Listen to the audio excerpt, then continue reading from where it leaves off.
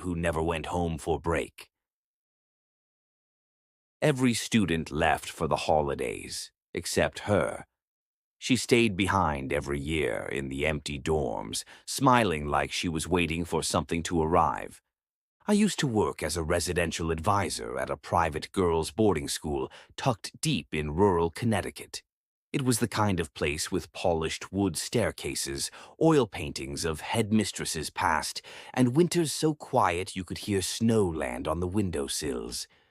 Most of the time, the girls were rowdy, bright, full of gossip and energy. But as Christmas break approached each year, the energy changed. The halls would thin out, luggage rolled, parents waited by cars, and within a few days the school would go nearly silent, except for one student. Her name was Leila Vaughn. Every year, without fail, she would stay behind during break. She never got picked up, never booked a flight. She just lingered in the half-lit dorms, moving like a shadow through the empty halls. At first, I assumed it was a sad story, bad home life maybe. But Leila wasn't withdrawn. In fact, she was polite, always smiling, always saying thank you when handed food or an extra blanket. A bit off, sure, but no worse than other teenagers trying to figure themselves out. Still, something about her bothered me. One winter, I drew the short straw and was assigned to stay on campus over break as staff. It was just me, the maintenance guy Paul, and Leila. Everyone else was gone.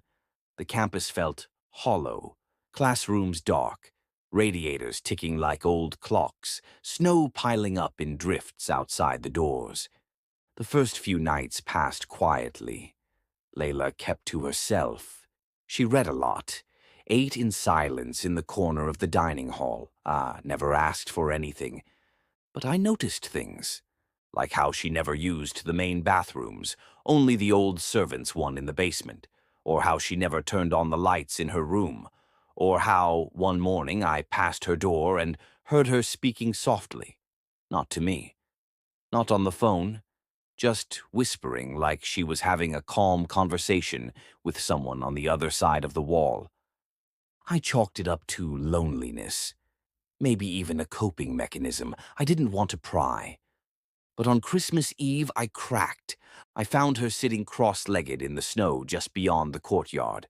No coat, no gloves, just her thin school uniform, looking up at the woods beyond the gates. "Leila," I said, approaching carefully, "what are you doing out here?" She turned slowly. Her face was pale and calm, as if the cold didn't touch her. "I'm listening," she said. I tried to keep my voice level. "To what?" She stared at me, unblinking. "To see if they've come back." I forced a smile. "Who?" Her eyes drifted back to the tree line. "The ones that wait for me out there, they only come close when the others are gone."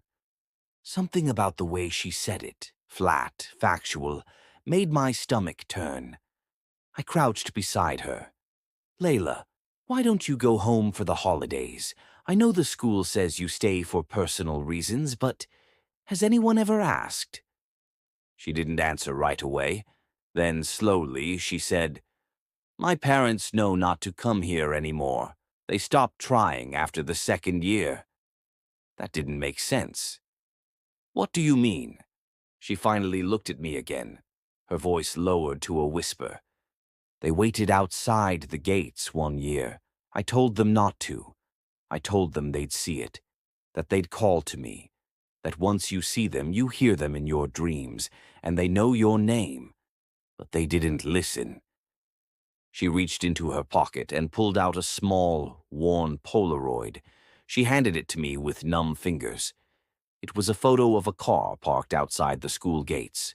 The trees were dark behind it, but something was off. Behind the car, between two trees, was a shape. At first, it looked like a shadow, but the longer I stared, the more it looked intentional. Long, pale limbs, a featureless head, like a tall marionette made of branches and skin. I blinked. When I looked back at Leila, she was smiling softly. My dad went missing the next week. My mum doesn't talk anymore. I stood up, handing her the photo like it was poison.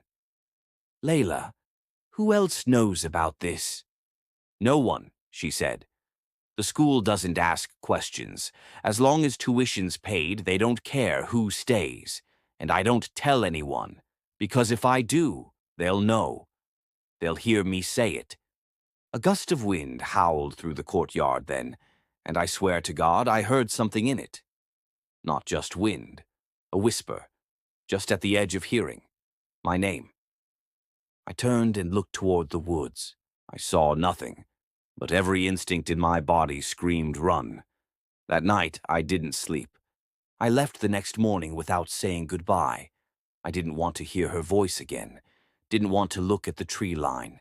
Didn't want to hear my name in the wind again. I transferred to a different school the following term. Never looked back. But sometimes, I still hear it. When the world goes quiet, when snow falls heavy outside, a soft voice, not quite wind, calling my name from behind the trees.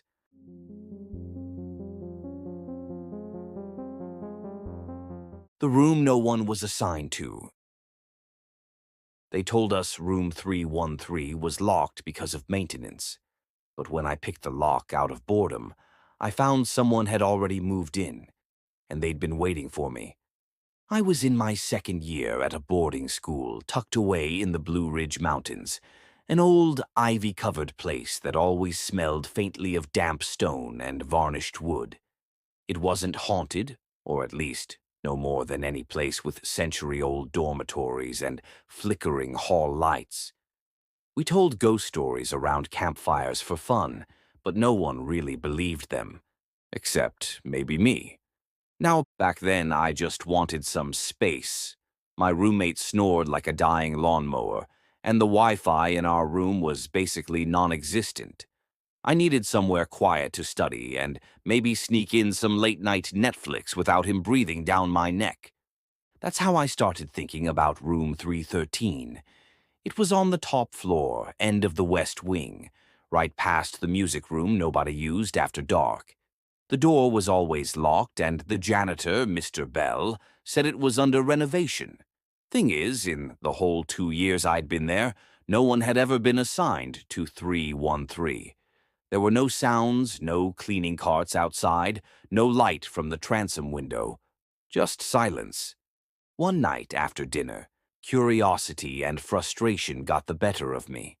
I'd learned how to pick locks from YouTube, don't judge, and I figured it wouldn't hurt to check it out. Just for a night or two. It clicked open more easily than I expected. Inside, the room was normal. Dusty but not falling apart. 2 beds, 2 desks, a dresser. The kind of setup every dorm had. One of the windows was cracked open just slightly, letting in a breeze that made the curtains shift. That should have been my first red flag. I hadn't opened it. Still, I set up camp. I even brought a small Bluetooth speaker and snacks. It was weird being up there with no one else on the floor, but kind of peaceful. I didn't tell anyone, of course. I just told my roommate I was pulling an all-nighter in the library. That first night I fell asleep without much trouble. Around 2:30 a.m., I woke up freezing. The heater wasn't working, and that cracked window must have let in the cold. But when I got up to shut it, I realized something that sent a jolt through me. It was locked from the inside. Now, I know I didn't touch that latch. I'd only noticed the open gap, didn't think to check it. But the only way it could have been shut and locked from the inside was if someone had been in the room after me. I told myself maybe I just missed it earlier. My mind made excuses faster than my gut could scream. I brushed it off, closed the window tighter, went back to sleep. The second night was worse. I stayed late working on a paper, curled up on the bed closest to the window. I had headphones in, listening to rain sounds. But at some point the screen went black, not off, just black. And the rain sounds stopped. I took the headphones out, thinking the battery had died. but the speaker light was still on, and I could hear something faint. Not rain, breathing, coming from the other side of the room. I froze. Every hair on my body stood up. I didn't want to move, didn't want to look. I just stared ahead at the far wall. Then I heard it again, slightly louder this time. A soft, rasping inhale, like someone trying to breathe quietly but failing. The kind of breath you only hear in a dead quiet room. It was in the room with me. I finally turned. The second bed was empty, but the closet door was open by an inch. I grabbed my bag and practically fell down the stairs trying to get out. I didn't sleep at all that night. By morning, I told myself again it was my imagination, that I was tired, stressed, maybe half dreaming. But I didn't go back that night. Then came the third night. I was in my own room trying to move on. But I woke up around 3 a.m. to a strange noise outside my door.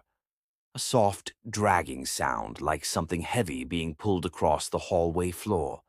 Then a knock. Not loud, just deliberate, slow. I sat up, heart pounding, and listened. A second knock. Then silence. I got up and opened the door. There was nothing there, except for a folded piece of paper on the floor. I picked it up with shaking hands. It was thick, slightly yellowed. Old-school dorm stationery. One line handwritten in thin, jagged letters. Why did you leave? I didn't go to class that day. I couldn't. I just kept looking over my shoulder. And when I finally went to talk to Mr. Bell, he didn't laugh like I expected. He didn't tell me I was imagining things. Instead, he looked at me for a long moment and said quietly, "Room 313 hasn't been assigned to anyone since '98, after the incident." I asked what incident. He just shook his head. Kid went missing. His roommate said he just stopped coming back one night. Room was locked from the inside when they checked. No sign of him. I asked if they ever found him. "No," he said, "but sometimes people think they see someone in there at night, standing in the window." I haven't been back to that floor since, but sometimes when I'm walking back from late classes, I glance up at the West Wing, and I swear I see the curtains in room 313 move, like someone standing just behind them, waiting.